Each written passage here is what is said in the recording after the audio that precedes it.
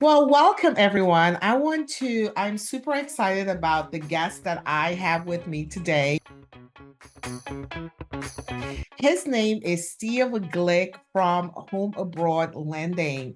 Thanks so much, Natasha. So, as you mentioned, my name is Steve Glick. I'm the head of customer success here at HomeAbroad. HomeAbroad is a company that specializes in assisting non-US citizens and non-US residents to help buy property in the United States. That can be as your primary residence, a second home, or investment property.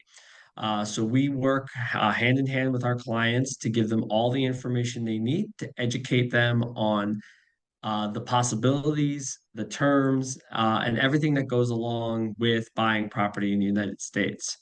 Personally, I've been in the mortgage industry since 2013. I've seen a lot of ups and downs, learned a lot, and learning more every single day. But I like to be a resource and like to be a person, really provide personalized service for my clients to really help them understand and have all the information they need to make an educated decision to purchase property. Awesome. So let's dive right into the conversation today. Now, purchasing property when you live in a different country is truly a very unique niche market.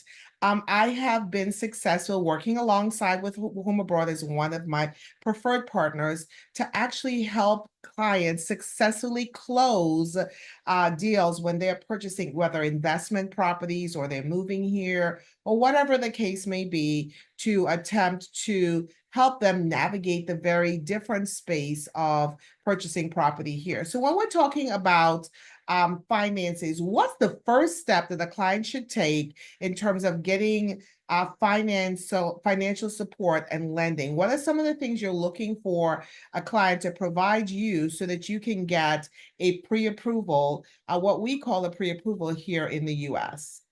Yeah, so I think the first part is really just giving the customers all the education that they need. So most of the clients that I speak to, I would say 70 to 80% of the clients don't even know that it's possible to buy property in the United States. They don't know Yeah, that they don't need to have a US Social Security number. They don't need to have a permanent US address.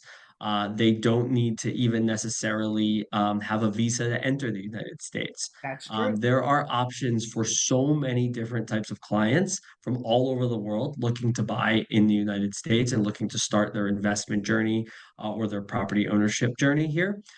So the first step is really just to get information. So talk to a professional, talk to an expert, like yourself, Natasha, to really understand, what is available to you. That's everything from the down payment requirements to the types of documentation you may need to provide, to just the options and the different types of products that you can get a loan through, which will help you really position yourself to be as successful as you can in your home ownership path. In terms of what we require up front, what's great about buying property in the US, whether this be a domestic client or an international client, is there is very little to no upfront cost that goes along with looking for and finding a property.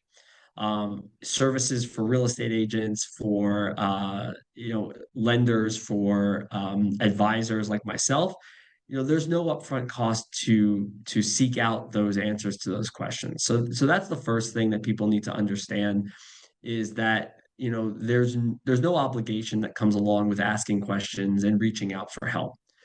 Once you are ready to start looking for property in the US, as you mentioned, Natasha, the first thing is a pre-approval letter. This shows that your real estate agent, potential sellers, people in the marketplace, that you're a serious buyer, that you have the assets that you need, you have the actual ability to buy a property that you're looking for. In order to get a pre-approval, there's no obligation to buy. Really, all you're doing is providing asset statements and identification to show that you are able to purchase a property that you're looking for. So typically what we ask for is just a recent 1 or 2 months of bank statements from your home country, do not need to be in a US account, just to verify your assets, and then a copy of a valid passport or visa, depending on where you're located. That's really all that's needed up front. And then from there, we'll customize your loan product and parameters to make sure that any other additional documentation that's needed is something that the borrower can provide in order to be approved.